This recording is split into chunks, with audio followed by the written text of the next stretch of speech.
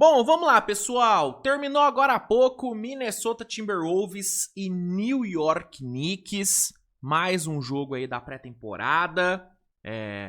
Um duelo entre dois times que devem brigar pelo topo de suas conferências. O Knicks, inclusive, na minha opinião, é o favorito a ser seed 1 no leste. Seria o meu palpite hoje. Esse elenco é muito bom. Eu tô gostando bastante dos testes que o Mike Brown tá fazendo nessa pré-temporada. No decorrer do vídeo eu vou dar uma explorada maior nisso, inclusive. E o Minnesota no oeste, cara, pra mim é candidato a mando de quadra. Eu sei que tem muita gente subestimando o Minnesota. Eu vi hoje, cara, um comentarista, não vou citar nomes pra não, né? Mas o cara colocou o Minnesota no play-in. Pra mim, uma loucura. Minnesota, pra mim, é time de mando de quadra. É pra brigar por top 4. No máximo, um top 5, top 6. Play-in, pra mim, é loucura pra Minnesota. Pra mim, é subestimar muito um elenco extremamente sólido. Um elenco que foi finalista de conferência em 2 anos seguidos. Entendeu? Beleza, perdeu o Alexander Walker. Entendo que é uma perda importante. Mas, mano, o resto tá tudo lá. O resto do time tá todo lá. Com um Jalen Clark, um Tarcy Shannon, um Rob Dillingham, podendo evoluir. Com o Beringuet, que chegou nesse draft, menino bom, tem feito boas partidas, hoje ele jogou bem de novo. Então, mano, Minnesota, pra mim a galera tá muito equivocada nas análises em relação a Minnesota. Minnesota é muito melhor do que a maioria das pessoas estão falando. Minnesota é muito bom time. É muito bom time. E aí a gente teve o duelo entre esses dois times hoje. Os dois tiveram a maioria dos seus principais jogadores, né? Minnesota não teve o Jalen Clark, o Mike Conley e o Joe Ingles, só esses 3. E o Knicks não teve o Josh Hart, que segue com problema nas costas. Ele também tem um problema na mão direita, se não me engano. A maioria dos jogadores, dos principais jogadores, estavam à disposição. O jogo terminou agora há pouco, o jogo acabou se estendendo um pouquinho mais, porque foi pra prorrogação. Inclusive, vou dar uma opinião aqui, viu? Pra mim, jogo de pré-temporada da NBA não poderia ter prorrogação. Terminou o tempo regulamentar empatado? Deixa empatado, foda-se. Foda-se, não vale vitória. Porra, mano, prorrogação, você ter que assistir mais 5 minutos de duelo entre fundos de banco. Pô, pelo amor de Deus, aí é pra fuder o torcedor. Mas enfim, é só uma opinião utópica que eu tenho. Comenta aí, você é a favor da extinção da prorrogação em pré-temporada? Eu sou muito a favor. Se oferecer isso, eu assino na hora. Na hora eu assino. Na hora. Mas enfim, o jogo acabou se estendendo um pouquinho mais. O Knicks conseguiu vencer. Primeiro jogo do Knicks no Madison Square Garden nessa pré-temporada. Terminou com vitória 100-95. Uma vitória assim. Virada, pô. O Knicks chegou no último quarto perdendo por 12 pontos, se não me engano. Se não me engano, foi perdendo por 12. Conseguiu buscar a virada, cara. Fez um baita quarto período, começou a chover bolas de 3 ali no Knicks. Teve ali o Matthews, né? Deixa eu só pegar o nome certinho do meu mano. O Garrison Matthews. Garrison Matthews, mano, foi crucial, fundamental pro resultado. Mike Bright também foi muito bem. Knicks conseguiu buscar a virada no quarto período. Chegou ali nos últimos 25, 24 segundos vencendo por 2 pontos. Só que aí o Zhang, que vem fazendo uma pré-temporada bem interessante pelo Minnesota, tem jogado bem, foi lá, botou ali 2 pontos, ali faltando 10 segundos, num belo drive, jogadinha bem bonita. Forçou a prorrogação, foi pro overtime, e aí no overtime o Knicks conseguiu ser superior. O Matthews, Kolek apareceram bem. O Knicks venceu a prorrogação por 10-5. E saiu com a sua segunda vitória Segunda não, né? Terceira vitória. Né? Terceira vitória? Exatamente, terceira vitória na pré-temporada. Venceu os 2 jogos lá em Abu Dhabi contra a Filadélfia. E venceu hoje lá no Madison Square Garden. Já o Minnesota sofre sua segunda derrota na pré-temporada. Mas é aquilo, né? Pouco importa o resultado. O que importa nesses jogos são de fato os testes feitos, né? E aí, falando um pouquinho sobre isso, a gente viu por parte do Knicks o Mike Brown claramente tentando fazer esse ataque ser menos dependente de isolations do Jalen Brunson, né? O ataque do Knicks nesses últimos anos com o Thibodeau, ele foi totalmente baseado em isolation do Jalen Brunson. Era um ataque meia quadra zero dinâmico, com zero movimentação, né?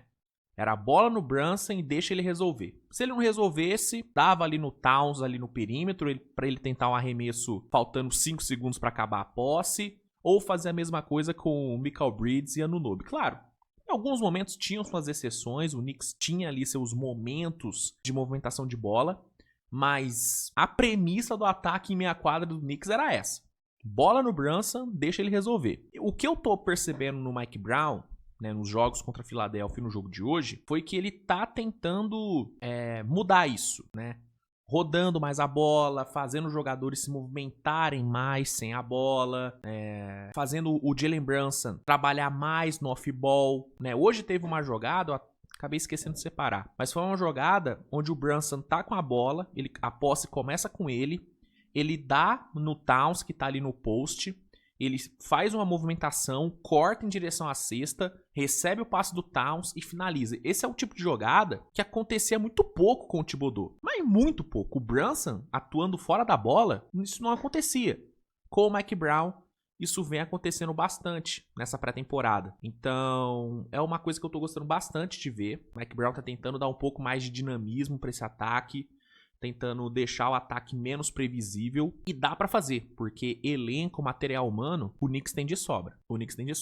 Uma outra coisa que também é ligada nesse ponto de deixar o ataque menos previsível, Jordan Clarkson. O Jordan Clarkson, ele tá fazendo nessa pré-temporada o que eu esperava, e o que todo torcedor do Knicks esperava, que é o quê? Causar. O Jordan Clarkson, ele causa. Ele erra muito? Erra. Forçam as bolas que não faz sentido? Força, né? Tanto que ele terminou o jogo de hoje com 0 de 6 para 3 pontos. Ele foi muito mal em eficiência. Mas é um cara que tenta algo diferente. É um cara que, quando o ataque não tá fluindo, ele pega a bola, tenta um isolation maluco e arruma uma jogada, arruma uma cesta. Isso rolou bastante ali no segundo quarto, quando a defesa de Minnesota travou o ataque do Knicks. No primeiro quarto, a defesa de Minnesota também fez um bom trabalho. Inclusive, as duas defesas foram bem no primeiro quarto. Foram muitos turnovers forçados, muitos arremessos errados e bem contestados. Então, as duas defesas foram bem no primeiro quarto. Só que no segundo quarto, a defesa do Minnesota foi melhor. O ataque do Knicks não conseguiu fazer quase nada contra a defesa de Minnesota. A defesa de meia quadra de Minnesota foi muito bem. Só que o pouco que o Knicks fez foi por conta do Jordan Clarkson, que entrava e, mano, fazia uma bagunça. E é isso que ele tem que fazer.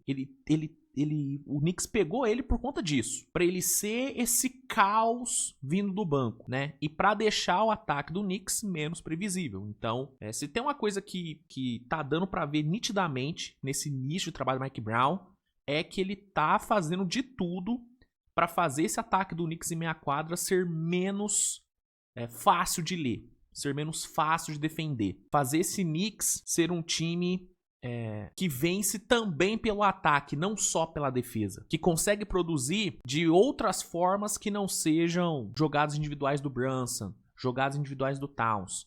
Ele tá tentando deixar esse ataque mais coletivo. E ele tá conseguindo. Você pega ali os titulares, cara, Mikal Bridges, 15 pontos em 25 minutos, com 3 bolas de 3.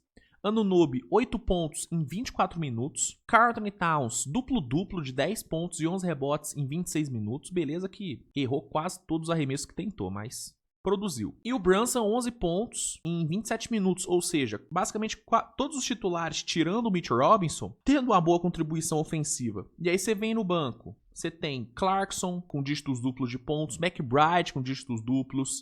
Você tem ali Malcolm Brogdon contribuindo, você tem Yabusele contribuindo, né? Então, a gente tá vendo um Mike Brown mudando a cara desse ataque. E defensivamente, seguindo ali, né, com um time bem. É um time que tem muitos defensores, são os playmakers defensivos, né? São caras que executam grandes jogadas defensivas. Então, naturalmente, esse Knicks vai defender bem. O que esse Knicks precisa é de um ataque melhor. E é o que o Mike Brown tá tentando fazer nessa pré-temporada. Então, nesse sentido de testes, o Mike Brown tem feito testes bem interessantes que têm dado ótimos resultados.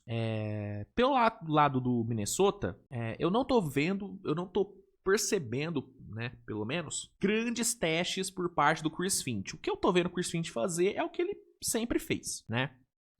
Só que tem uma coisa que o Minnesota precisa começar a prestar mais atenção, que é, esse time precisa de um playmaker na posição de armador. Eu já havia falado sobre isso em jogos anteriores de Minnesota, mas eu reforço aqui. A armação de Minnesota é um problema. Muito é esperado do Anthony Edwards evoluir como playmaker. Eu vi muito torcedor do Minnesota falando antes de começar a pré-temporada que não tinha problema o time não ter um armador experiente, um armador veterano, né? Um armador veterano bom, porque o Mike Conley não é um armador veterano bom há uns 2 aninhos, né? Vamos falar a verdade. Mike Conley tá numa decadência tremenda. E é um ponto que, né, os analistas tal batem bastante. Pô, Minnesota não tem um armador bom, não tem um armador confiável. Pô, Mike Conley tá em decadência. Rob Dillingham quase não jogou temporada passada, é muito inexperiente. Falta um armador. Só que eu via muito torcedor do Minnesota argumentando que, não, beleza, falta um armador, mas se o Anthony Edwards evoluir como playmaker, o time não vai sentir falta desse armador, o time vai conseguir contornar isso.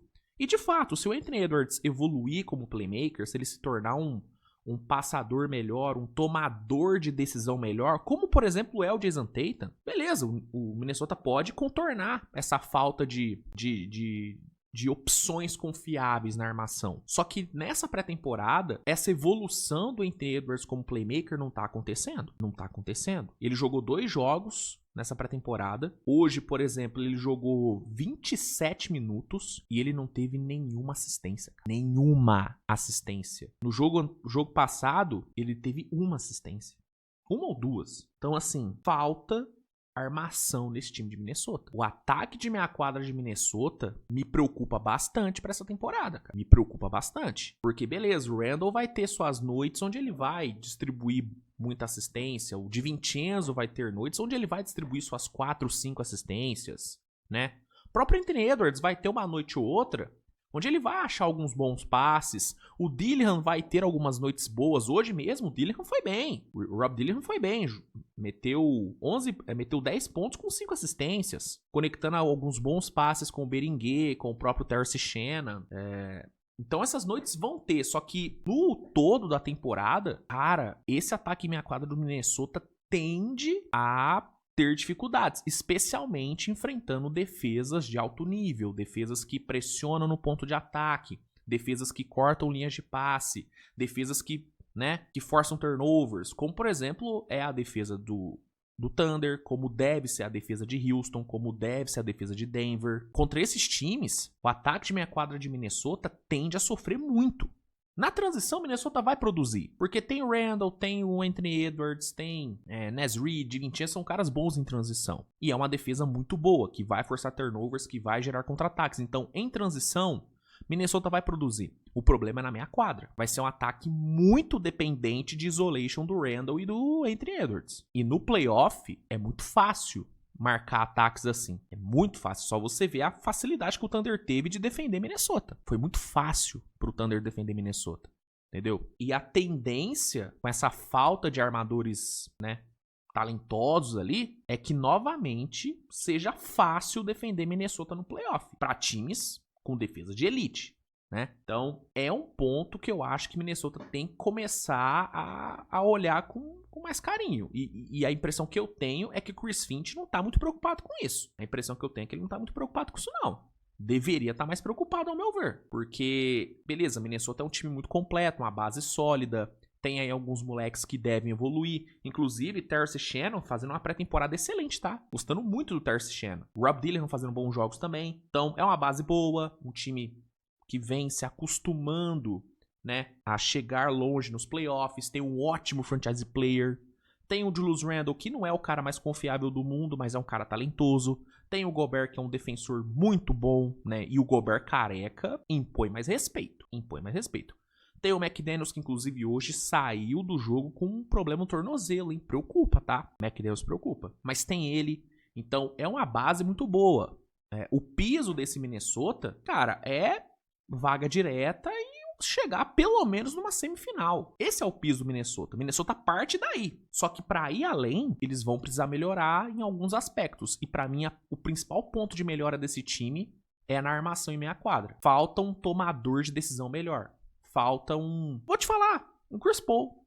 Um Chris Paul, mano, resolveria essa questão de Minnesota. Resolveria, entendeu? Só que eles não endereçaram isso. Eu, se fosse Minnesota, começaria a dar uma olhadinha nesse mercado de trocas em busca de um armador, né? Que seja um upgrade em relação ao Mike Conley e que traga mais segurança do que o Rob Dillingham, que é talentoso, tem um bom teto, mas ainda é muito cru. É muito cru. E para um time contender, entendeu? E aí você pode me falar, pô, Luiz, mas... Pô, Houston também não tem um PG confiável. O Rich Shepard é um menino também. Por que você não tá criticando o ataque de Houston como você tá criticando o de Minnesota? Por um simples fato. Houston tem o Sengun. Toda a falta de experiência e de qualidade, né, na armação que Houston não tem na posição de armador com a lesão do VanVleet, eles compensam com o Sengun, que tem isso de sobra. Minnesota não tem esse cara. Se o Anthony Edwards fosse um playmaker melhor, eu não ia estar falando nada, porque eu ia confiar nele para ser esse tomador de decisão. Se o Gobert tivesse o passe que o Sengun tem, se tivesse a capacidade de leitura que o Sengun tem, eu não ia estar falando nada do ataque de Minnesota. Só que eles não têm. Eles não têm esse cara, entendeu? Por isso que é diferente. O ataque em meia quadra de Houston tende a ser muito bom, mesmo sem um armador de origem confiável ou mais experiente. O de Minnesota tende a ser problemático, porque não tem um cara desse. E para enfrentar uma defesa do Thunder, por exemplo, essa defesa de Dallas também, você precisa de um cara desse, mano. Um cara que lê, um cara que antecipa a marcação. Minnesota não tem esse cara, entendeu? Então, eu acho que é um ponto que o Chris Finch deveria focar mais, tá? E a diretoria deveria focar mais também. Deveria focar mais, tá? No resto, acho que é mais ou menos por aí mesmo. Tem muito mais o que acrescentar. Bela vitória do Knicks, vence no Madison Square Garden. Minnesota sofrendo essa segunda derrota. E tem esse sinalzinho de alerta aí, que na minha opinião deveria, né, estar já soando. Um outro ponto, tá? Rapidinho, só pra fechar. O fadeaway que o Anthony Edwards tanto treinou aí durante a off-season, mano, não caiu uma hoje, hein? Não. Minto, caiu uma em cima do Brunson. As outras, nenhuma caiu. Então, se eu fosse o Anthony Edwards, primeiramente eu assumiria meus filhos, né? Ia começar por aí. Mas eu tentaria focar um pouquinho mais na parte de evolução no passe. Porque ele focou tanto no fadeaway e ignorou o passe, que o fadeaway dele não tá caindo e o passe dele não existe nessa pré-temporada. Então, talvez fosse o caso do Anthony Edwards mudar suas prioridades no treino aí, porque não tá melhorando, Anthony Edwards. Não tá melhorando. Enfim, é isso. Espero que você tenha gostado do vídeo. Não se esqueça de comentar a sua opinião sobre o jogo. Sempre legal saber o seu ponto de vista.